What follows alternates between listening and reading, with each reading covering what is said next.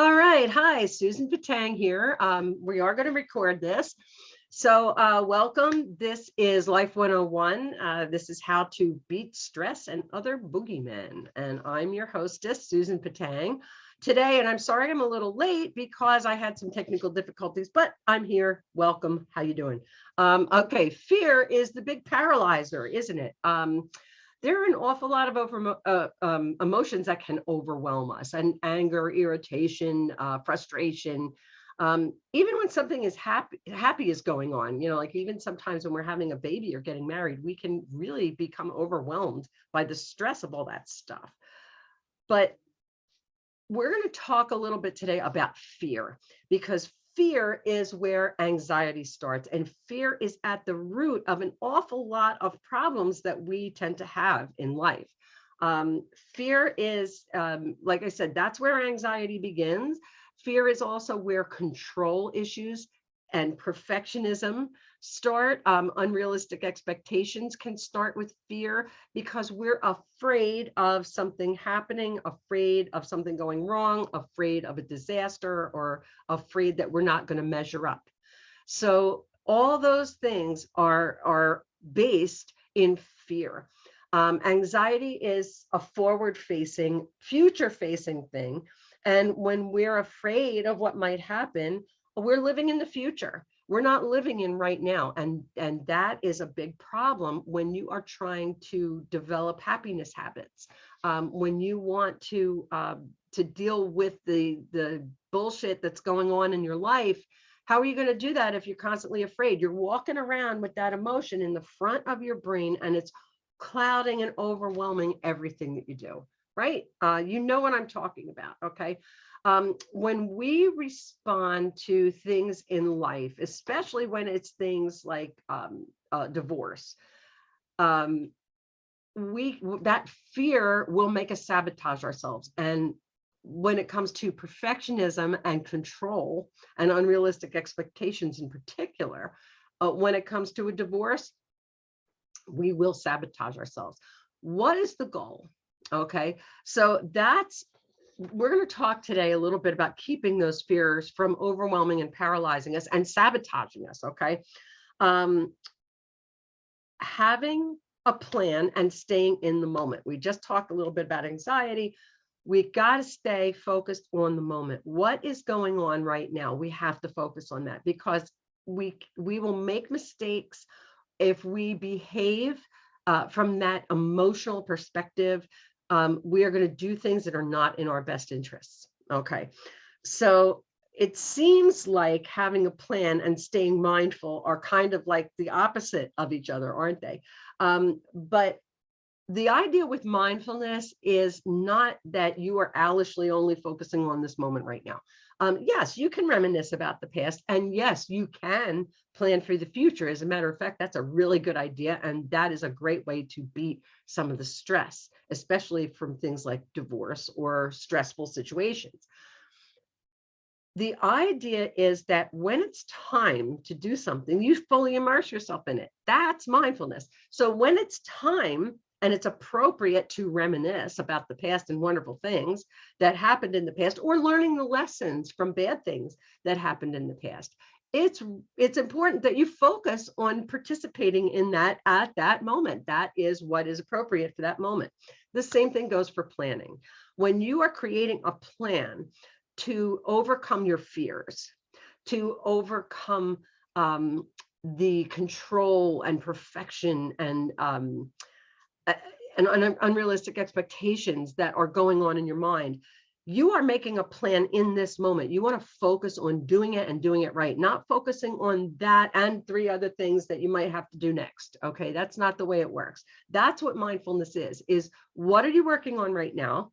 Let's focus on that and not be thinking about the next 2 or 3 things that are coming down the pike. Okay, so we're going to focus on staying here, solving the problem that is making us fearful. Okay, and one of the things that we need to do is identify and label. Okay, what is it that you're feeling and why?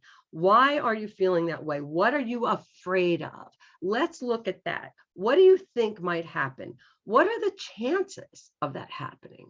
And what can you do to prevent that from happening? So what you're doing is you are pouring logic on a fire, okay? What is it that you're afraid of happening, and how can you solve that problem and prevent that from happening? That's your logic that you're putting that fire out with. When you have a plan, okay, now let's just say let's come up with a let's come up with an example. You're afraid of the child support negotiation. You're getting divorced, and you're going to have to talk to your ex across the mediating table about how much child support that you are going to get for those kids. Okay, and you're afraid of that because if you don't get enough, you may have to go get a different job, and you really love your job and you don't want to leave it. You are afraid of that. You are afraid of what might happen. Okay, but that's not until Monday. And today is, let's say today is Thursday, okay, which it is. So it's Thursday. This isn't happening till Monday. So you're going to have to go through the whole weekend with this thing in the front of your brain that's gnawing at you. And it's a big black cloud. And it's like, oh my God, right? Okay. You know what I'm talking about. I don't have to describe it to you. You've been there. So what do you do about that? We're going to create a plan, and then we're going to create a plan B, and then we're going to create a plan C. We're going to have a couple of plans put together, okay? And we're going to put that in a box, visualize a box, and it has a label on the front, and it is fear of the negotiation. Okay, here's our box. So what are we going to do about that? Well, here is how much I want, and here's how much I'm going to ask for. And I can still talk to my attorney and ask her or him a little bit more about that. When am I going to make that phone call? Put it in my calendar. Okay, so now see, you have a plan. You are dealing in a logical, rational fashion with this problem that is causing you to be afraid. Okay. Now, if that doesn't work, what's your backup plan? Well, if I don't get this, then I'll take that. Okay. Maybe what I can do is, instead of getting a whole other job, maybe I can do some part-time work at home gig. Maybe I can find something else to do. Maybe I can do some paperwork for the soccer club. Maybe I can, whatever it might be.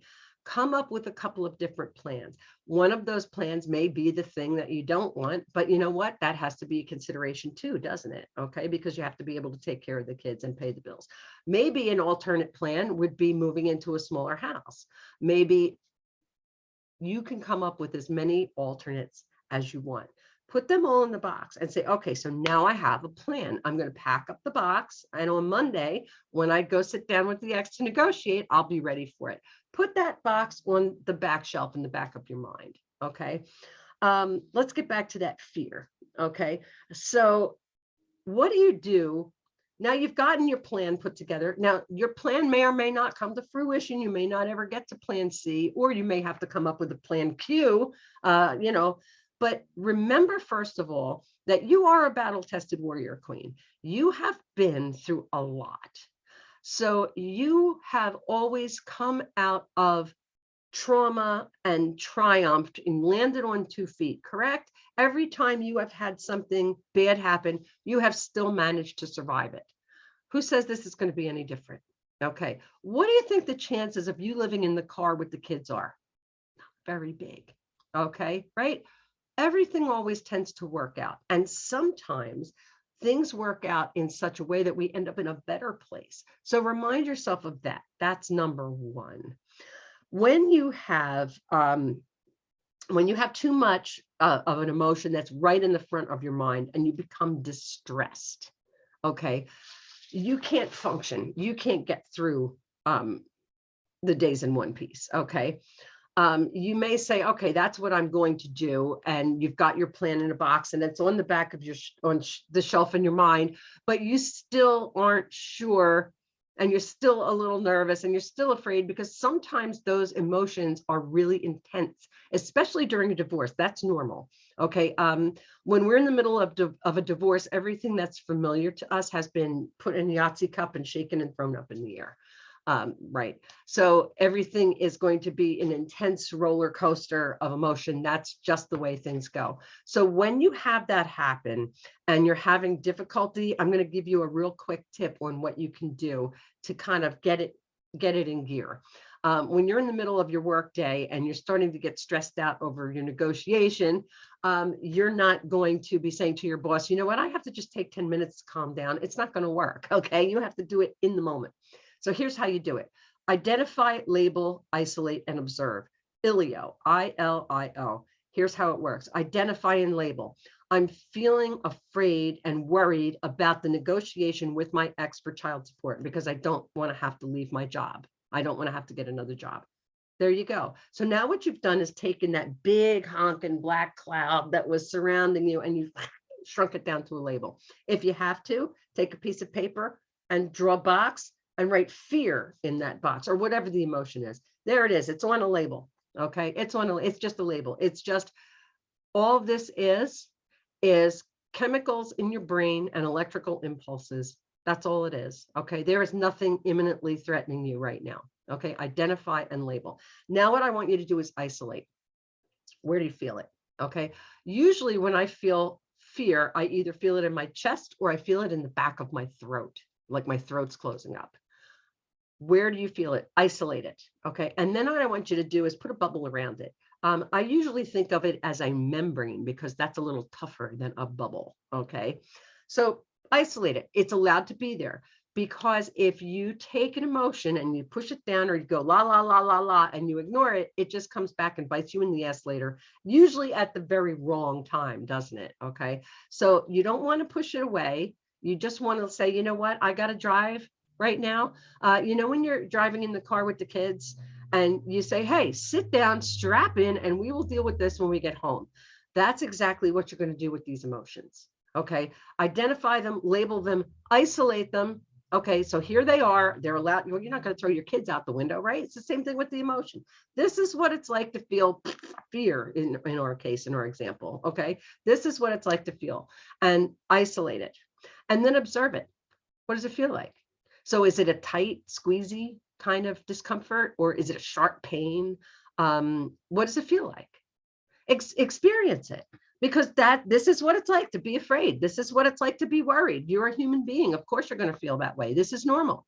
Okay. Give yourself a pat on the back and a round of applause and say, you know what? I'm a badass because I'm feeling this way because I am a successful human being. And that's what you are.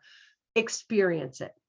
And when you allow it to be there and you experience it, and you just keep it isolated so it doesn't overtake you and become that big cloud, it will slowly dissipate and go away on its own so you can get through your day. When you get home, you could take things out of the box and look at them again and say, well, why is this bothering me so much? And what is it about who says that if I find another job, it's not going to be just as good? Okay, you can work through some of those things later. But until then, I want you to focus on this moment right now. Be mindful, create a plan, isolate, identify, label, isolate, and observe the emotion, and you'll be okay. Until next week, I hope you're having a wonderful, awesome, amazing day. I'm going to post this on YouTube too. So join my YouTube channel, The Quiet Zone Coaching. I hope to see you there. Bye.